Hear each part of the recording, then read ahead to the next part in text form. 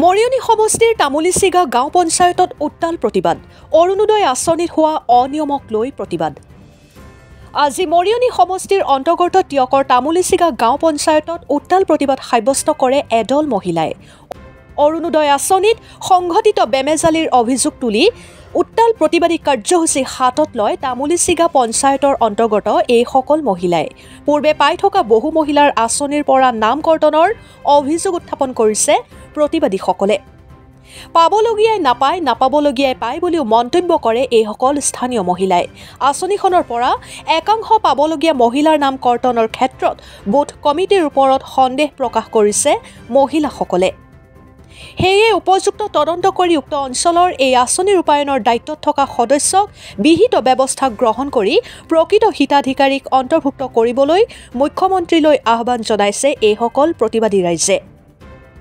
টিয়কৰ পৰা গৌৰী শংকৰ ভৰালীৰ ৰিপৰ্ট বিহালী সংবাদ অসম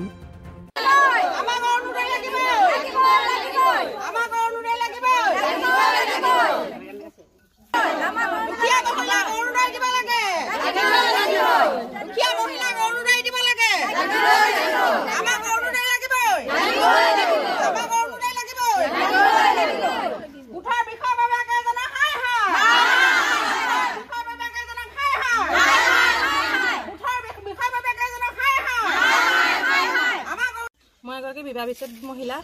মই প্ৰথম অৱস্থাৰ পৰা অৰুণোদয় পাই আছিলোঁ কিন্তু এতিয়া বুথৰ লিষ্টত মই সুধিলোঁ নাম নাই অহা বুলি কৈছে মই মুখ্যমন্ত্ৰী মহোদয়ক এইটোৱে অনুৰোধ জনাওঁ যে উপায়ুক্ত মহোদয়কো অনুৰোধ জনাওঁ বুথৰ সদস্যসকলক যে এইটো বিহিত ব্যৱস্থা কৰে মোৰ এটা সৰু ল'ৰা আছে মই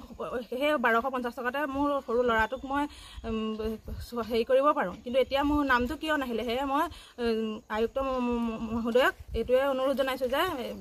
বুথৰ সদস্যসকলক যে বিহিত ব্যৱস্থা লয় প্ৰমাণ আছে ঘৰ দুৱাৰ চাব পাৰে মই পাবলগীয়া নে নলগীয়া তেওঁলোকে মোক সেইটো কেলে কাটি দিলে তেওঁলোকে বুথৰ 4জন সদস্য যেতিয়া নেকি আমাৰ দুখীয়া মহিলাখিনিক কাটি দিছে তেওঁলোকে শাস্তি পোৱাটো বিচাৰ কমিটিখনেই বিচাৰিছিলে 4জনীয়া যে আমাক পইচা দিলে আমি আমাৰ 7গৰাকী মানুহৰ নাম কাটিছে পাই থকা তেওঁ পইচা বিচাৰতে কৈছে আমি পইচা কেলে দিম আমি আগৰ পৰা পাই আছোঁ আমাকতো চাই চিতিয়ে ঘৰ দুৱাৰ দলিলত চাইন কৰে আমাক অৰুণোদয় দিছিলে চাই মেলি কিন্তু এতিয়া যে পইচা নহয় বোলে এতিয়া চবৰে কিছুমানক কাট যাব বুলি ক'লে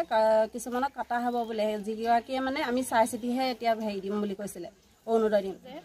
মোৰ প্ৰথমৰ পৰা পাই আছিলোঁ পঞ্চায়তে যেনেকৈ আমাক দিছিলে তেনেকৈ পাইছোঁ মই পাবলগীয়া মানুহ মোৰ কোনো হেৰি নাই ঘৰ দুৱাৰো নাই বা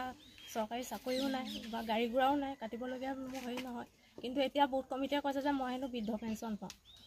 পেঞ্চন পাওঁ ঠিক আছে মই একাউণ্টত দেখুৱাব লাগিব বৃদ্ধ পেঞ্চন মইতো আজিলৈকে বৃদ্ধ পেঞ্চন পোৱা নাই মোক কৈছে বৃদ্ধ পেঞ্চন পায় মই ইমান বলীয়া হোৱা নাই মই 45 বছৰত বৃদ্ধ পেঞ্চন ল'বলৈ